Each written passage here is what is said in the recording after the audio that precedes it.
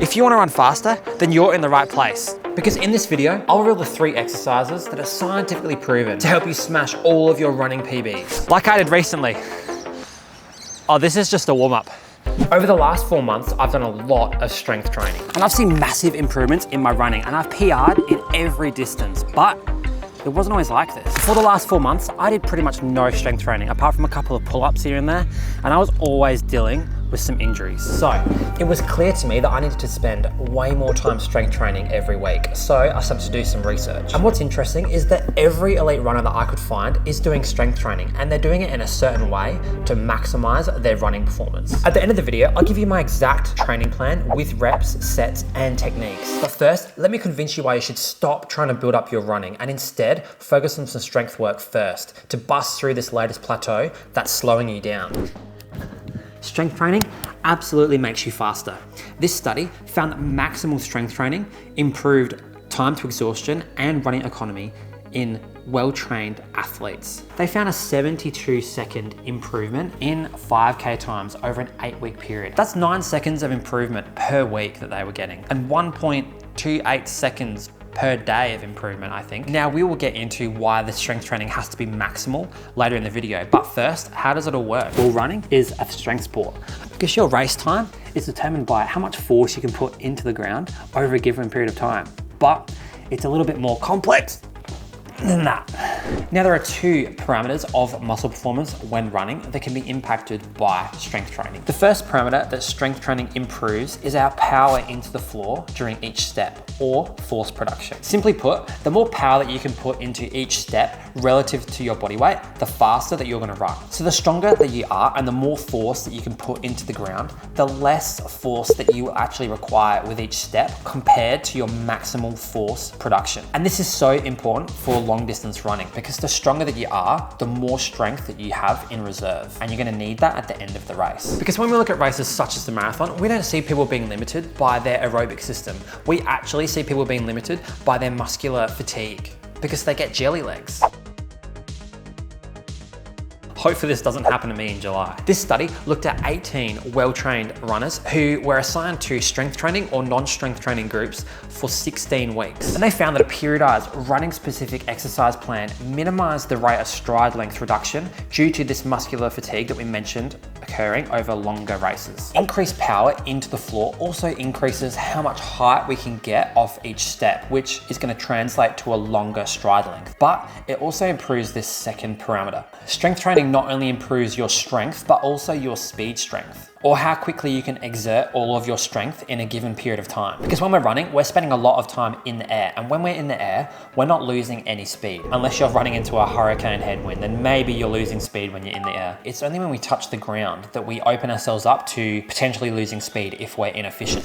This type of strength is called reactive strength, or the ability for a muscle to go from a lengthened position into a shortened position in a really short period of time when we're taking those steps. So how do we train those parameters? Well, firstly, we need to train heavy. We can't just do Zumba classes and Pilates and expect that stuff to make us faster, because doing lighter weights for longer reps causes a lot more micro damage in the muscle. So doing heavier weights for lower volume seems to be perfect for runners who want to get a lot stronger and help with that running economy like I mentioned earlier. In fact, this study from 2020 found that higher rep squats did not improve 5K time like we've seen in other studies, which leads me to believe that maybe we get some muscular adaptation, but we don't get that neurological adaptation that we're looking for to increase our running speed and running economy, especially compared to the lower volume and higher intensity work that we were talking about earlier. Now I'll show you how I would implement that later in the video, but first let's talk about how we can improve this reactive strength. And we do this with plyometrics. Plyometrics are exercises designed to improve the force production of our muscles in a short period of time, like when we land and then push off when we're running. And this style of training is so powerful for improving running efficiency, as this study found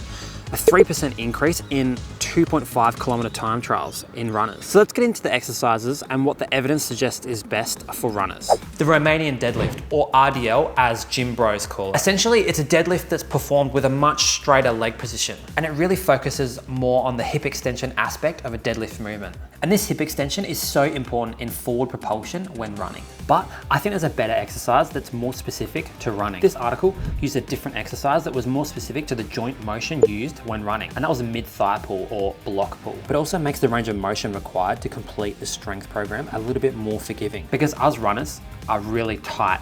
Or maybe that's just me, I don't know. The next exercise, of course, is the back squat, a really fundamental exercise. This exercise targets our quads and our hip muscles, particularly with the extension movements. So it really helps with pushing off really hard from the ground. Now, once again, I think there's a better exercise for runners, and I think that they use this back squat because it's safe and easy and requires much less skill. That's why we're gonna use the split squat instead. Not only do we achieve the same improvement in strength as the back squat, but the asymmetrical position allows us to improve our running specific range of motion too.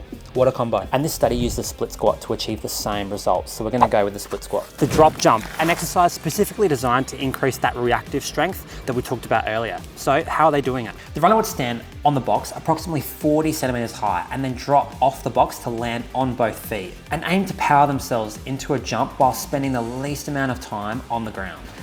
Epic exercise, though quite an advanced movement. So I've included a list of progressions to get you from normal jumping into a drop jump safely. First, I'd start with one double leg jump and land, and I would get used to doing that over and over and over. Then I would add in some repeated jumps where you're jumping several times in a row, and once again, trying to minimize the amount of time that you're spending on the ground. After that, we can go onto the box and drop into a landed position on our toes. And once we're comfortable with all three of these, we can go into the drop jump exercise. So try all four of those plyometric exercises out and pick one that you're gonna use for your training plan, which we're gonna get into now. So here's how we're gonna structure our training plan. We're gonna start with the explosive plyometric exercises and then progress to the heavier compound exercises before finishing off with some accessory stuff that's a little bit more specific to running.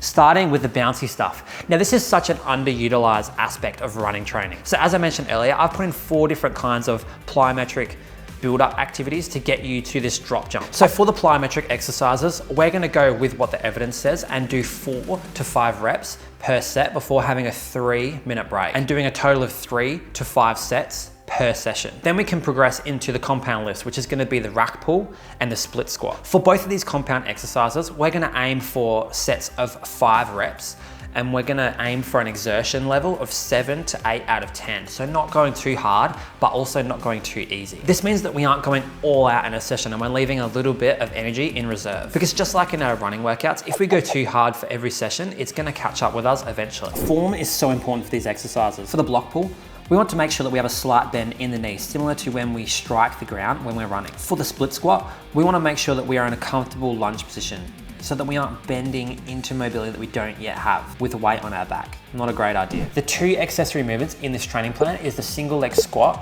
and the single leg deadlift. And I make sure to always add in some single leg stuff because it's a little bit more specific to how we run. And with these exercises, I'd aim for 3 to 5 sets of 5 to 8 reps. It's very important that we aren't making these mistakes. The first is allowing our knee to drop into this really unstable position. And the second is that we are keeping our hips level and not allowing them to rotate or drop out of position. So here's the training plan that you can start doing once per week or twice per week. It depends on your history of strength training and your overall goals as a runner. I'd aim for 1 to 2 sessions per week, but it really depends on the individual and their training history. I started with 1 training session per week and I've built it up to 2 sessions per week, but it took a lot of time and I'm still slowly adapting. Now, strength training is only one of the 3 parts of my framework to run a faster 5K in only 5 weeks. So if that's something that you're interested in, you're gonna have to click on this next video. I'll see you over there.